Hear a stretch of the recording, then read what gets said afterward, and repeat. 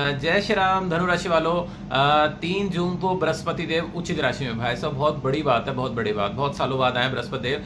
तो आपकी लाइफ में क्या होने वाला है? सबसे पहले बृहस्पति धनु राशि वालों आपके हस्बैंड वाइफ, अष्टम घर का जो पति पत्नी का जो सुख होता है ना, वो अष्टम घर से देखा जाता है, वहां पर चले जाएंगे। तो वहां पर जाने से क्या होता है, आपसे हस्बैंड वाइफ के रिलेशन जो बहुत टाइम से खराब चल रहे हैं उनमें सुधार हो जाएगा।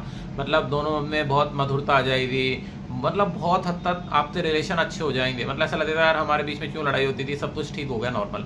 और किसी की कोई बहुत पुरानी बीमारी चल रही होगी तो उसमें भी रिलीफ आ जाएगा भगवान के आशीर्वाद से।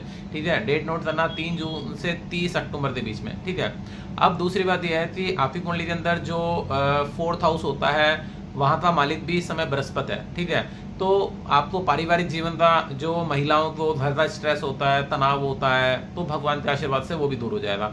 और कोई प्रॉपर्टी, जमीन जायदाद वहां लेना चाहते हो तो भगवान के आशीर्वाद से आप वो ले सकते हो, उससे बहुत अच्छा बेनिफिट आएगा। ठीक है, ये कितने अच्छी बात है। एक और बात बताऊं, किसी को चेस्ट इन्फेक्शन संबंधित परेशानी चल रही हो तो भगवान के आशीर्वाद से वो भी इस टाइम पीरियड में दूर होने के पूरे हो गए।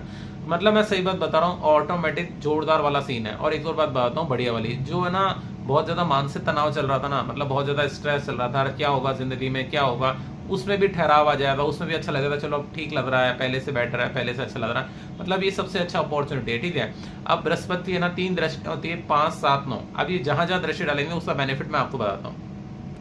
हाँ, जब अब ये 5वीं दृष्टि पड़ी, कहाँ पर पड़ी? आपके 12th हाउस में। जिनको वीजा क्लियर करवाना है, विदेश जाना है, तो भगवान के आशीर्वाद से बढ़िया समय आ रहा है, विदेश जाओ, वीजा क्लियर कराओ, तो आपको बहुत अच्छी अपॉर्चुनिटी मिलेगी। ठीक है, और अगर कोई जेल में बंद है तो जेल से भी छूट जाएगा। ठीक है, अब जो 7वीं दृष्टि पड़ी वो पड़ी आपके 2nd हाउस में। जैसे 2nd हाउस में पड़ी तो तीसरा धन अटका हुआ था, धन को संबंधित कोई स्ट्रेस हो रहा था, वैसे वहां दृष्टि नीच सी पड़ रही है, लेकिन जब भी कोई शुभ ग्रह से दृष्टि पड़ती है तो वो पॉजिटिव ही होती है।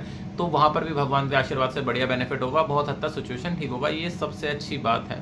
ठीक है, आई संबंधित समस्या भगवान के आशीर्वाद से दूर हो जाएगी। ठीक है, अब जो 9वीं दृष्टि पड़ी यही सबसे महत्वपूर्ण है, क्योंकि ये स्वयं की राशि में पड़ रही है, तो ये सबसे अच्छी दृष्टि है। तो जमीन ले लो, प्रॉपर्टी ले लो, माँ का स्वास्थ्य ठीक हो जाएगा, है ना, घर का माहौल ठीक हो जाएगा। सबसे इंपॉर्टेंट होगा घर का माहौल, सुकून इंपॉर्टेंट है, तो घर में शांति आ जाएगी, ये सबसे अच्छी बात है। तो बृहस्पति आपका उच्च राशि में पहुंच गया 3 जून को। अब एक और बात सुनो कि है ना, मतलब मैं आपको एक बात बता रहा था कि अगर बस इतना सा आपको जरूर पता होना चाहिए कि आपकी कुंडली में बृहस्पति कैसा है। अगर आपकी कुंडली में बृहस्पति थोड़ा सा भी अच्छा है ना तो ये लॉटरी लगा देता, मैं सही बात बता रहा हूँ, है ना। और अगर आपकी कुंडली में बृहस्पति नीच था तो इसका 5 से 7% ही बेनिफिट होगा, तो मजा नहीं आएगा।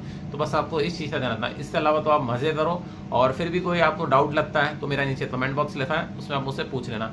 लेकिन बस एक चीज याद रखो, बस बृहस्पति देव को इस चीज से नफरत है, गुस्सा मत करना। अगर आप गुस्सा नहीं करोगे तो सारा सिस्टम बढ़े रहेगा। ठीक है, जय श्री राम धनु राशि वालों।